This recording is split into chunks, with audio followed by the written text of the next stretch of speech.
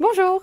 Aujourd'hui, nous allons voir ce qu'est une phrase et plus précisément les différents types de phrases. Au sommaire, nous commencerons par la phrase déclarative, ensuite la phrase interrogative, la phrase exclamative et la phrase impérative. Les différents types de phrases. Tout d'abord, qu'est-ce qu'une phrase? Une phrase est une suite de mots placés dans un ordre précis. La phrase a toujours un sens. On peut dire par exemple « L'enfant apporte un gâteau », mais on ne peut pas dire « Un gâteau apporte l'enfant ». Ça ne veut rien dire. Ce n'est donc pas une phrase. Attention, une phrase commence toujours par une majuscule et elle se termine par un point ou un point d'interrogation ou un point d'exclamation. Une phrase est toujours soit affirmative, par exemple « Louis aime le chocolat » ou bien négative « Louis n'aime pas le chocolat ». Une phrase négative comporte toujours un « ne » ou un « n » apostrophe accompagné du « pas ». Il existe, comme je te le disais tout à l'heure, 4 types de phrases. Voyons d'abord la phrase déclarative. C'est une phrase qui donne une information. Elle commence par une majuscule et se termine par un point. Par exemple, « Tu es un élève sérieux ». J'espère que c'est ton cas. « Tu n'es pas un élève sérieux ». Phrase affirmative, phrase négative. Une phrase déclarative peut être donc soit affirmative, soit négative. Passons maintenant à la phrase interrogative. Elle pose une question. Elle commence par une majuscule et se termine cette fois-ci par un point d'interrogation. Tu penses phrase interrogative, point d'interrogation. Par exemple, aimes-tu le chocolat? Ou bien, à la forme négative, n'aimes-tu pas le chocolat? Attention, dans une phrase interrogative, le ton monte. N'oublie pas également que le sujet et le verbe sont inversés. Le ton monte, écoute bien quand je dis « Aimes-tu le chocolat ?» Tu entends le ton qui monte. Essaye si tu veux. Le sujet et le verbe sont inversés. Regarde, le verbe est ici, le sujet là. Normalement, dans une phrase déclarative, c'est « tu aimes ». Ici, on inverse. « Aimes-tu » que ce soit à l'oral ou à l'écrit. La phrase exclamative. Elle commence par une majuscule et se termine par un point d'exclamation. Elle exprime un sentiment fort. La joie, par exemple. « Comme je suis heureux de te voir aujourd'hui !» Tu remarques le point d'exclamation et, en début de phrase, la majuscule. Elle peut aussi exprimer la peur. « Il y a une araignée au plafond !»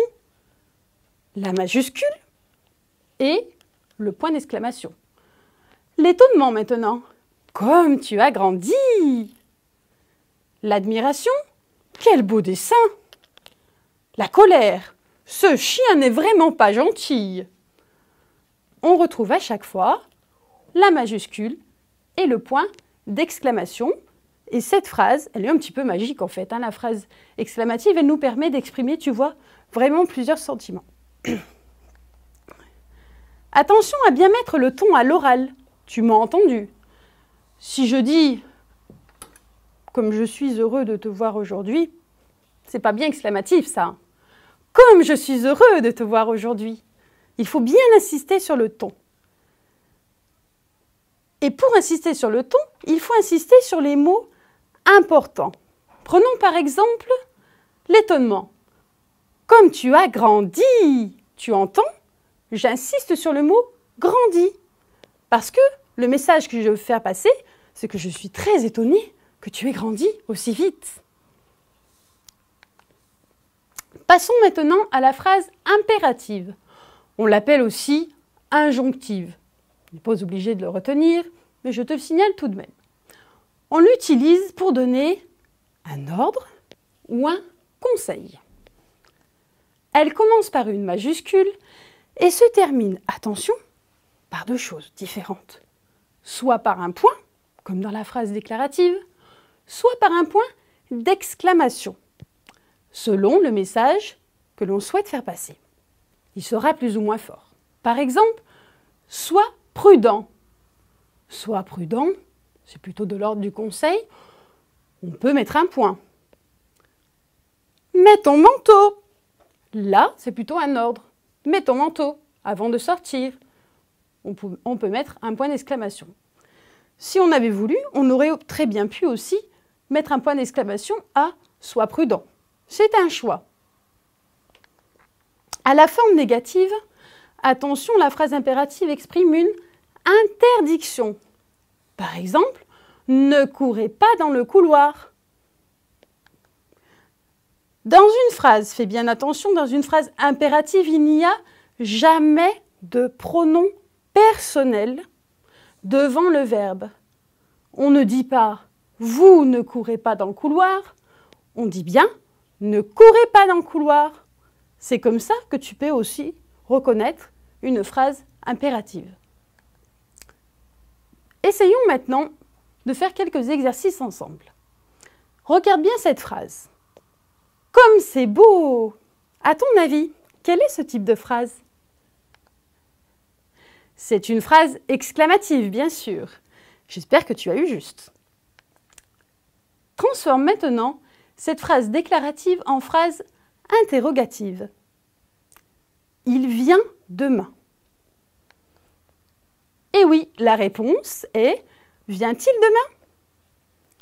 Tu vois, on inverse le sujet et le verbe. Quel est ce type de phrase? Attachez vos ceintures.